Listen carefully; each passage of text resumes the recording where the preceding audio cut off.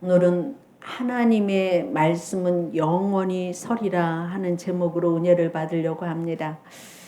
2011년도에 동일본 대지진 때 쓰나미로 완전히 초토화된 그 후쿠오카현에서 너무 초토화가 되어져서 어디서부터 손을 대야 될지, 인명구조를 어떻게 해야 될지를 모르는 막막한 상태에서 혹시 생존자가 있나 해서 무너진 잔해를 들어올릴 때에 한 여인이 저쪽에서 자기 아이 소리가 들린다고 그쪽에서 자기 아이를 살려달라고 하는 한 여인의 울부짖음이 있었습니다. 그래서 수색대원이나 구조대원들이 가서 아이의 울음소리가 들리나 해서 아무리 귀를 대보고 해도 또 기계를 갖다 대도 아무 소리도 들리지 않는 거였어요.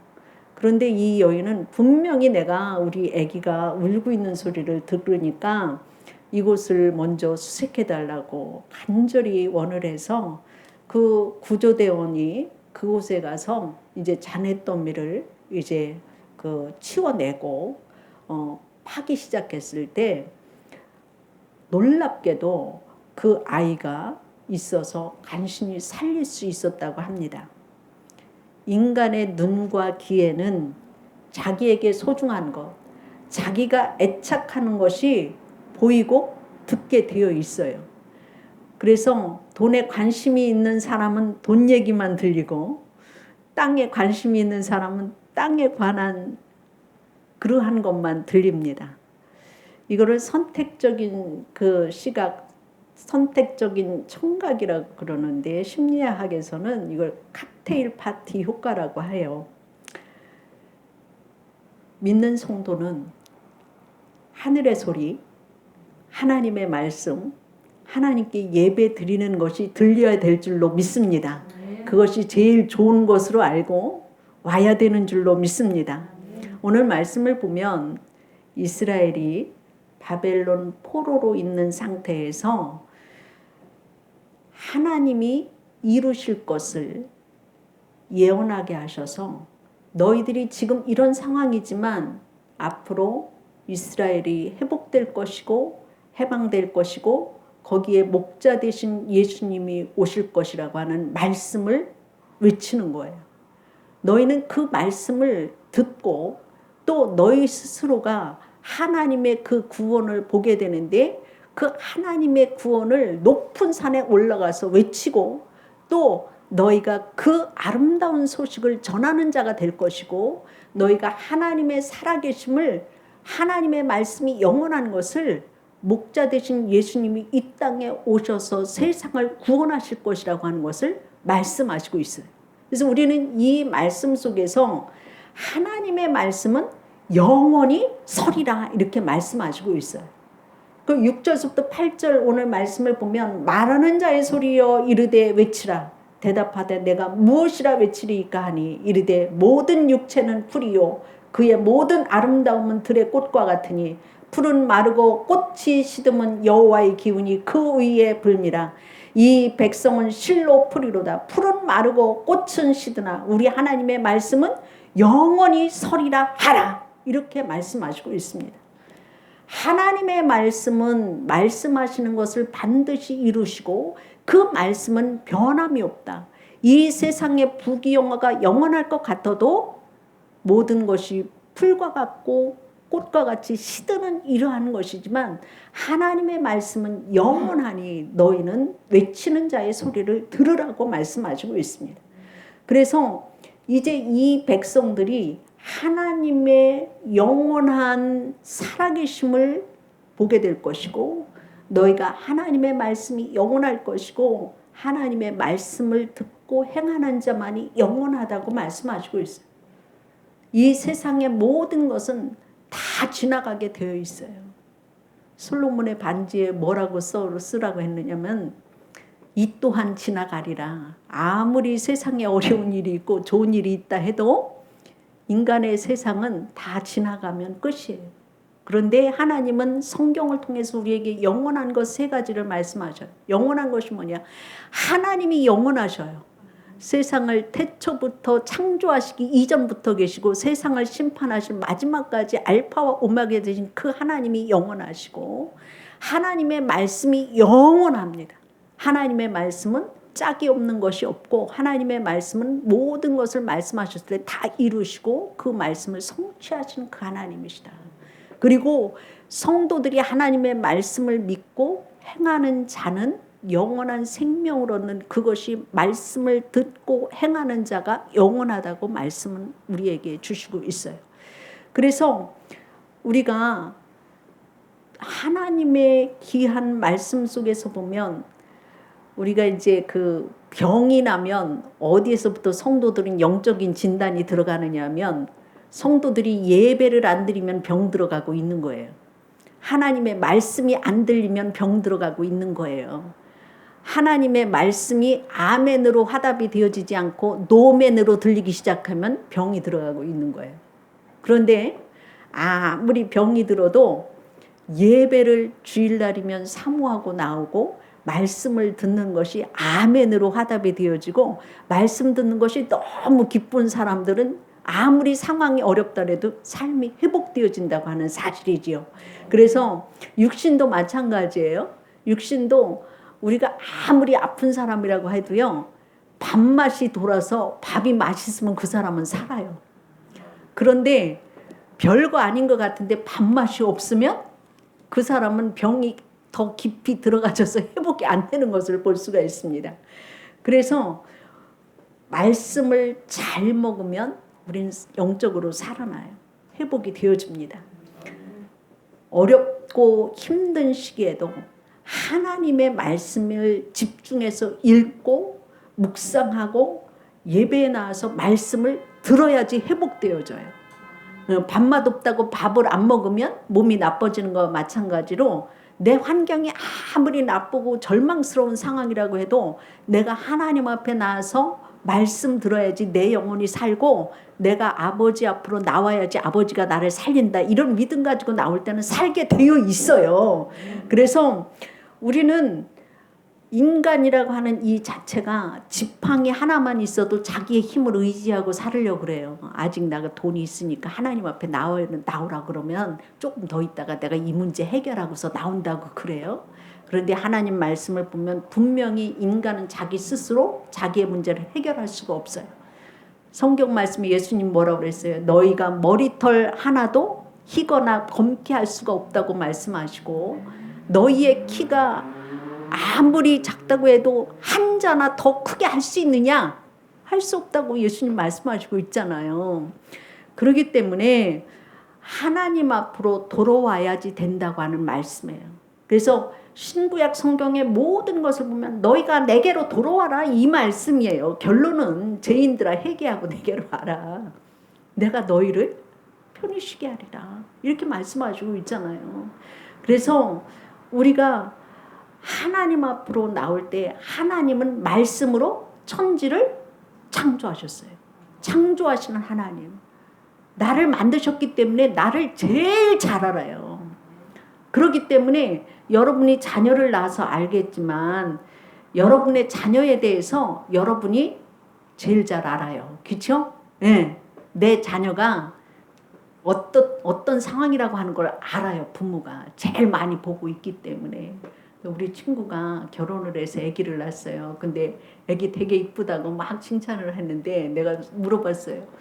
야, 네 아기가 그렇게 세상에서 제일 예쁘냐? 그랬 인물적으로 평균적으로 딱 봐봐. 그러니까 그런 얘기 하더라고요. 평균적으로 보면 아니지. 그런데 내 자식이니까 이뻐. 이 얘기 하더라고요.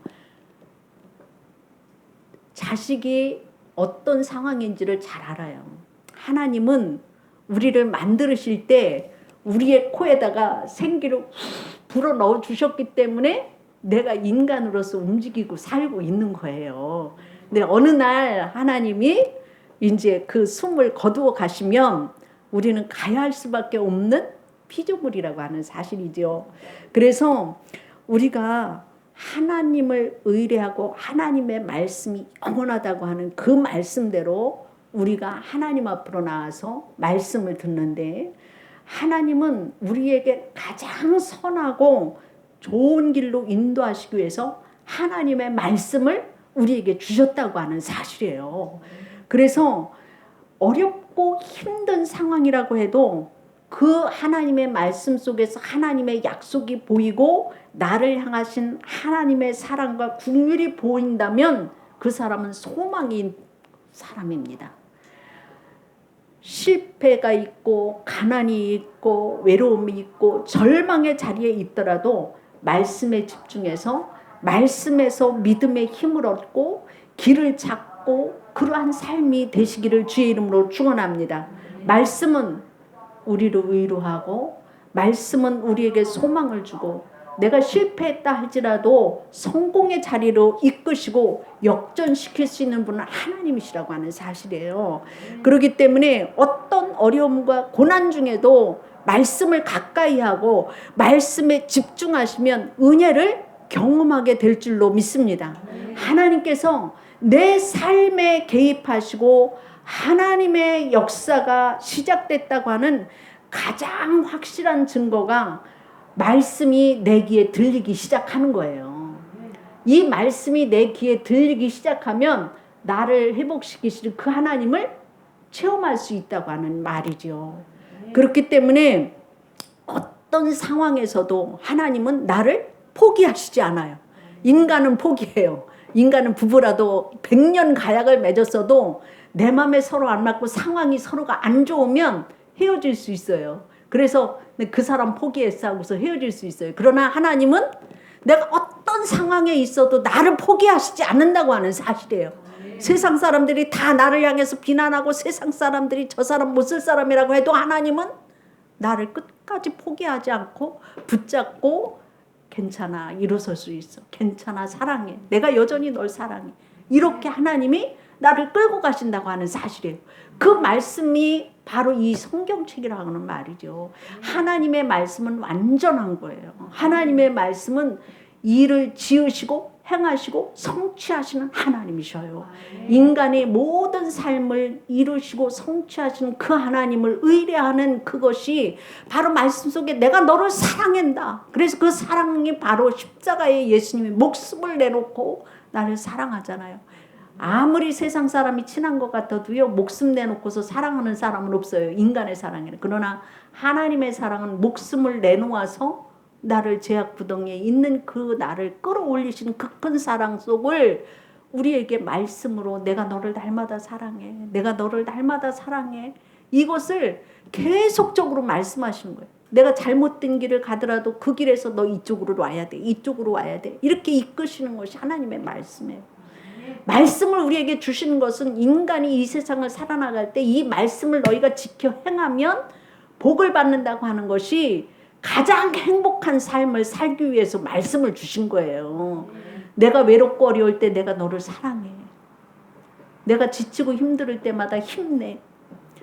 내가 길을 잃고 막 방황하고 있을 때에도 이 길로 와.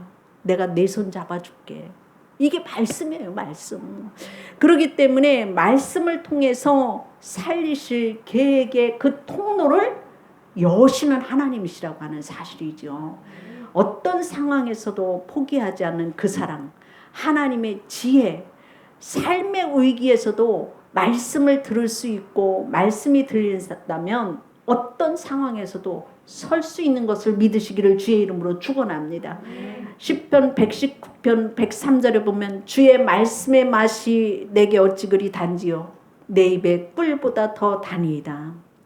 말씀의 은혜에 심장이 뛰고 주일이 기다려지고 하나님 앞에 나와서 말씀으로 살아가는 성도들에게는 하나님이 반드시 소망을 주신다고 하는 사실이죠. 반드시 회복시키시고 일으키실 줄로 믿습니다. 사람이 떡으로만 사는 것이 아니요 하나님의 입에서 나오는 말씀으로 살아야 할 것이라고 말씀하시고 있어요. 그래서 요한일서 1장 17절 말씀에 보면 이 세상도 그 정욕도 지나가되 오직 하나님의 뜻을 행하는 자는 영원히 살리라. 영원한 것을 말씀하시고 있잖아요. 말씀을 행하는 자가. 그리고 에레미야서 33장 3절 말씀에 보면 이를 행하시는 여호와 그것을 만들며 성취하시는 여호와 그의 이름은 여호와라 하시는 이가 이와 같이 이르시도다. 너는 내게 부르짖으라 내가 네게 응답하겠고 내가 알지 못하는 크고 은밀한 일을 네게 보이리라. 이렇게 말씀하시고 있잖아요. 계시록 22장 7절 말씀에 보면 보라 내가 속히 오리니 이 두루마리의 예언의 말씀을 지키는 자는 복이 있느니라 하신 같이 하나님의 말씀만이 여러분을 살릴 수가 있습니다. 말씀은 하나님이셔요. 요한복음의 말씀은 하나님이시라고 말씀하시고 있어요. 여러분 이 하나님의 말씀을 들을 때, 읽을 때, 묵상할 때, 행할 때 여러분이 복이 되어지는 것을 믿으시고 하나님의 말씀만이 영원한 것을 믿으시기를 주의 이름으로 축원합니다.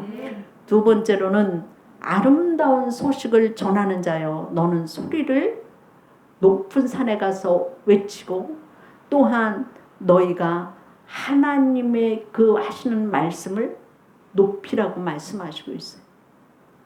복음을 전하라고 하는 말이지요. 하나님의 말씀은 영원하다고 하는 것은 구원의 진리를 말하고 있는 거예요. 예수님이 내 죄를 위해서 십자가에서 죽으시고 부활하시고 영원한 생명을 믿는 자마다 주신다고 하는 말씀이죠.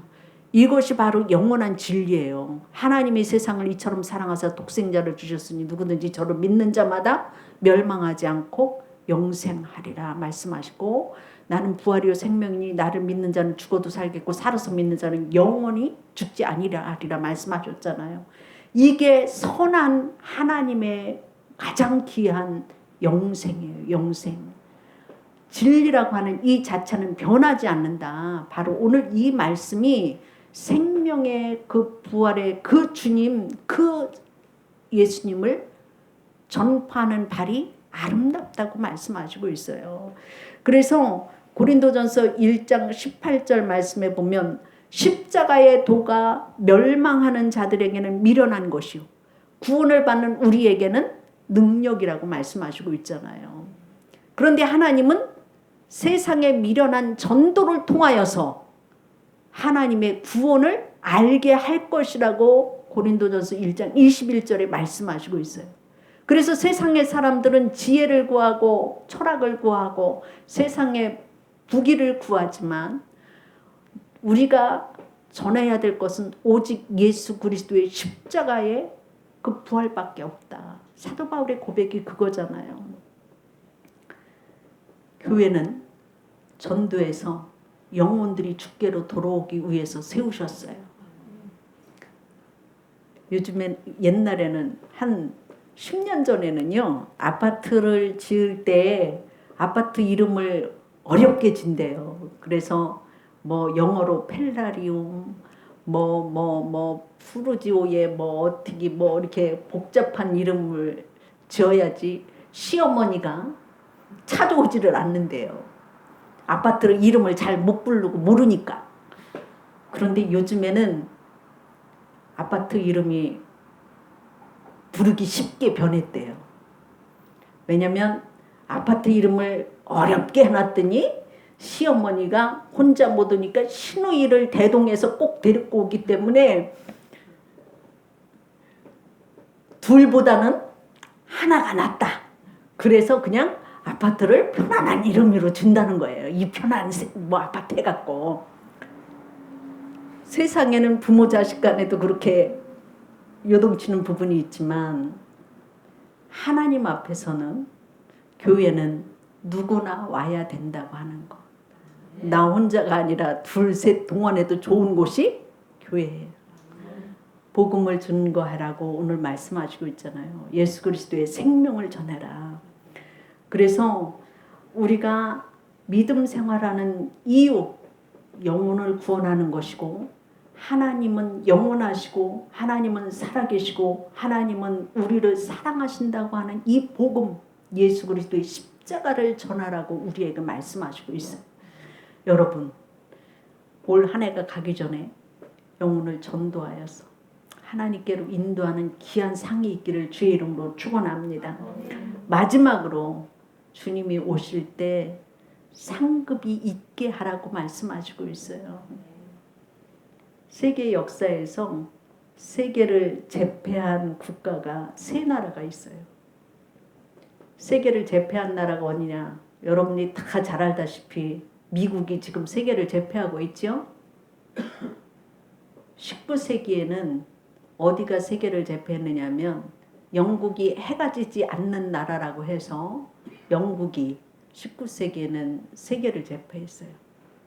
근데 16세기에 그 영국이 제패하기 전에 16세기에는 어느 나라가 세계를 제패했느냐면 네덜란드라고 그래요.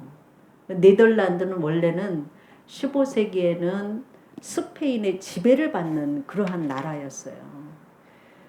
그런데 그 네덜란드가 세계를 제패한 이유가 뭐냐면 발트해에서 많이 잡히던 청어가 조류 이동으로 인하여서 네덜란드 앞바다인 북해에서 많이 잡히기 시작을 하면서 이 청어가 많이 잡히면서 이 네덜란드가 막 염장으로 가공을 해갖고서 장거리에 그 무역을 하는 거죠. 장거리에 교역을 해서 원양 어선을 이제 그 어업을 이제 발전을 시키고 그로 인해서 그 해상국이 그 바다에 해양 무역이 이렇게 하다가 보니까 그 해양 무역이 발달되어지고 조선업이 발달되는 거예요. 배가. 그러다가 보니까 그 북유럽의 그 모든 그 물류들이 해운 무역의 그 70%를 장악을 하는 거예요. 그 나라가 잘 되는 거를 어디서 보느냐면요. 추레라가 항만으로 많이 다녀야지만 그 나라가 부강해지는 거예요. 이 나라에서 추레락으로 물건을 막 실어가지고 바다로 해외로 막 내보내기 이렇게 하는 것이 빈번해야지. 다시 말하면 고속도로에 추레라가 수도 없이 많이 내려가야지만 우리나라 같은 경우는 부산으로 가서 아니면 인천으로 가서 평택으로 가서 이게 실려서 나가야지만 돈이 들어오는 거예요. 근데 지금은 해운이 지금 배 잡기가 어렵다 그러잖아요. 왜냐면 이게 활성화가 안 되니까 해운이 이렇게 가라앉아서 돈이 잘 안 돌잖아요. 특별히 우리나라는 수출을 해서 먹고 사는 나라예요. 수출을 많이 해야지만이 살아가요. 중국 같은 경우는 땅덩어리가 있고 자원이 많이 있어. 근데 한국은 사람들이 일을 해서 먹고 살아야 가는 우리나라이기 때문에 수출이 많이 돼야지 잘 사는 나라가 되거든요. 그러니까 그 나라가 네덜란드가 해양 무역이 막 이렇게 되어지면서 그 무역이 잘 되어지면 해외에서 돈이 막 들어오면 무엇이 또 발전이 되겠습니까? 금융이 발전되는 거예요. 금융이 돈이 들어오니까. 그러니까 네덜란드의 암스테르담의 그 은행이 세계적인 그 이렇게 돈이 이렇게 들어오면서 그 부강한 나라가 되었는데 더 중요한 것은 네덜란드의 그 상인인 제작자도 되고 모험가인 빌렘 바란츠라고 하는 선장이 러시아의 시베리아 고객들에게 보낼 물건을 운송하면서 인도로 가는 그런 북동 항로를 찾으려고 북극해로 들어갔다가 북극해에서 얼음 빙하로 인하여서 배가 조난을 당해요. 배가 조난을 당해서 얼음 섬에 들어가서 그 겨울을 나서 1년 후에 그 러시아의 그 사람들로부터 그 배가 조난당한 것이 발견이 되어지고 거기에서 내렸던 그 선원들을 구조하게 돼요. 그 선원들을 구조하게 되는데 거기서 이제 공무원들이 일을 하면서 죽은 사람 17명 중에서 8명이 죽은 거예요. 추위하고 굶어서. 근데 이 바렌츠라고 하는 선장도 굶어서 죽었어요. 거기서. 그 죽었는데 공무원들이 조사를 하다 보니까 깜짝 놀랄 일이 생긴 거예요. 그게 뭐냐면 그 배 안에를 보니까 배 안에는 염장한 소고기, 베이컨, 치즈, 우유의 가공품, 담요, 모피, 값나가는 모든 물건들이 그대로 있었던 거예요. 그들은 그 혹한과 굶주림 속에서도 사람들이 맡긴 그 물건을 운반해주는 그 일에 있어서 자기들이 조난을 당했을 때에 우선 임시적으로 먹고 살아서 나갈 생각을 했다면 손님들의 그 물건에 손을 댔을 텐데 이들은 거기에 손 하나도 대지 않았어요. 그리고 그들이 거기에서 생존하기 위해서 배 갑판으로 불을 떼면서 혹한을 견뎠어도 8명이 죽어 나갔어도 물건에 손 하나도 대지 않은 그것을 소문이 나면서 세계 각국의 모든 나라들이 물건을 교역을 할 때에 네덜란드의 그 해운에다가 다 맡기게 되는 거예요. 그 네덜란드가 부강한 나라가 되어지는 데에는 그러한 그 빌렌츠라고 하는 선장이 그러한 삶의 그러한 마인드를 갖고 있었기 때문에 한 나라가 한 세대를 이끌고 나갔던 이런 부분을 볼 수 있는데 성도는 하나님의 나라를 위해서 신뢰를 받는 충성된 자가 되는 일에 힘쓰시기를 주의 이름으로 축원합니다. 우리가 행한 대로 주님이 갚아주신다고 약속하셨습니다. 영원한 그 나라에서 뿐만이 아니라 이 땅에서도 받을 분복이 있는 성도가 되기를 주의 이름으로 축원합니다. 우린 이 땅에서 다 평탄하고 형통한 삶을 살기를 원해요. 그 평탄하고 형통한 삶이 무엇입니까? 여호수아서 1장 6절부터 7절 말씀, 오직 강하고 담대하여 나의 종 모세가 네게 명령한 그 율법을 다 지켜 행하고 우로나 자로나 치우치지 말라. 그리하면 어디로 가든지 형통하리니 이 율법책을 내 입에서 떠나지 말게 하며 주야로 그것을 묵상하여 그 안에 기록된 대로 지켜 행하라. 그리하면 내 길이 평탄하게 될 것이고 내가 형통하리라 이렇게 말씀하시고 있어요. 이사야서 33장 15절 16절 말씀을 보면 의롭게 살면서 진실을 말하며 사람을 착취하는 일을 혐오하고 뇌물을 거절하여라. 폭력을 거부하고 악한 유흥을 피하여라. 이것이 너의 삶의 질을 높이는 길이라. 안전하고 안정된 삶을 사는 길, 넉넉하고 만족한 삶을 사는 길이 이 길이라고 말씀하시고 있습니다.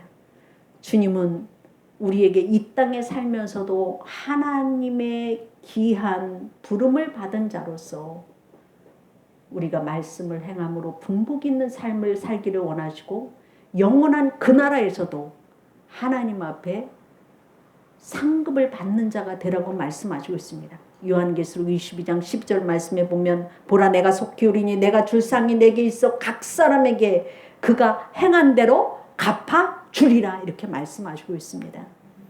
여러분 주님 오시는 그날까지 믿음을 지키고 말씀 따라 살고 십자가의 도를 증거하며 하늘나라에 상받음이 있는 믿음의 삶이 되기를 주의 이름으로 축원합니다. 기도하시겠습니다. 하나님 오늘 우리들에게 생명의 말씀으로 채워주시니 감사를 드립니다.